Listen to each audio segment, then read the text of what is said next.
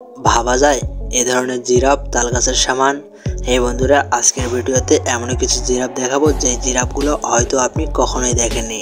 আর এই জিরাফগুলো কোথায় থাকে এবং এই জিরাফগুলো কয় ফুট এবং এই জিরাফগুলো কিভাবে চলাচল করে তাই জানতে চলেছেন আজকের ভিডিওতে। কেননা এই ধরনের জিরাফ কী খায় তাই জানতে চলেছেন আজকের ভিডিওতে। কিন্তু মজার ব্যাপার হচ্ছে এই জিরাফগুলো এতটাই দেখতে সুন্দর, তার থেকে ভয়ঙ্কর ব্যাপার হচ্ছে এরা খুবই ভয়ঙ্কর হয়ে থাকে। কেননা এদের সৌন্দর্যের কথা বলতে অনেকটাই অধিক, কিন্তু এদের ভয়ঙ্করের দিকের কথা শুনলে আপনি চমকে যাবেন।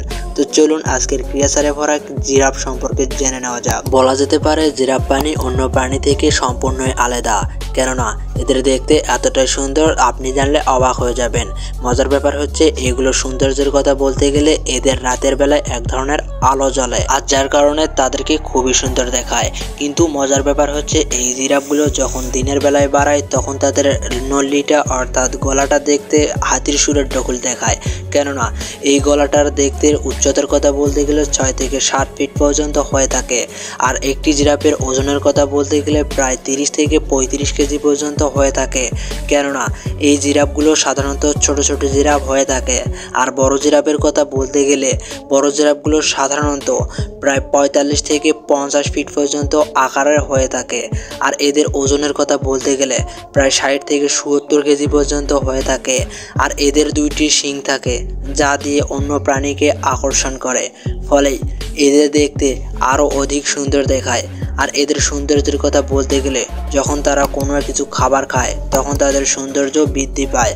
আর এদের খাবারের কথা বলতে গেলে সাধারণত এরা বিভিন্ন ধরনের জঙ্গলের মধ্যে গাছ পাতা খেয়ে থাকে।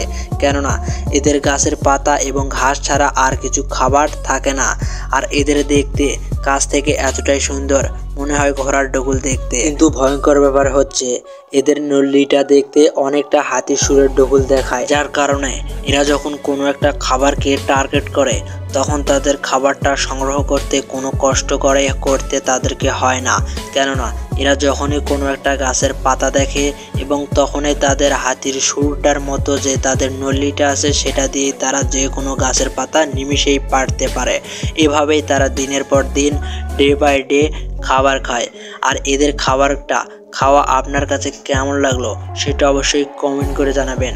আর হ্যাঁ বন্ধুরা, এই জিরাফগুলো দেখতে যতটা সুন্দর কিন্তু এদের ভয়ঙ্কর দিকও আছে। চলুন তাদের ভয়ঙ্কর দিক সম্পর্কেও জেনে নেওয়া যাক। কেননা এই জিরাফ যতটা দেখতে সুন্দর তাদের ভয়ঙ্কর দিকের কথা শুনলে আপনি চমকে যাবেন। যদি কোনো হিংস্র প্রাণী তাদেরকে আক্রমণ করার চেষ্টা করে তখন তারা নিমিষের মধ্যেই সতর্ক হয়ে যেতে পারে।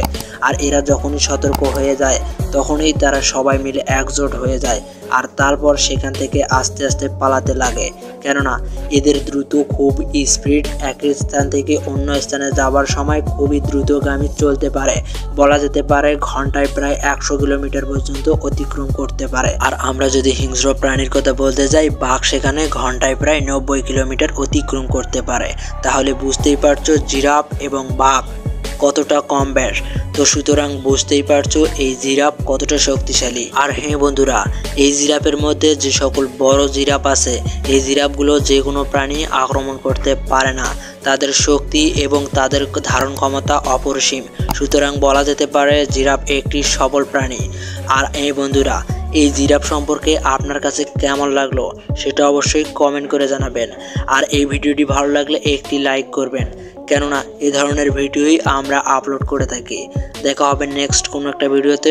সবাই ভালো থাকবেন।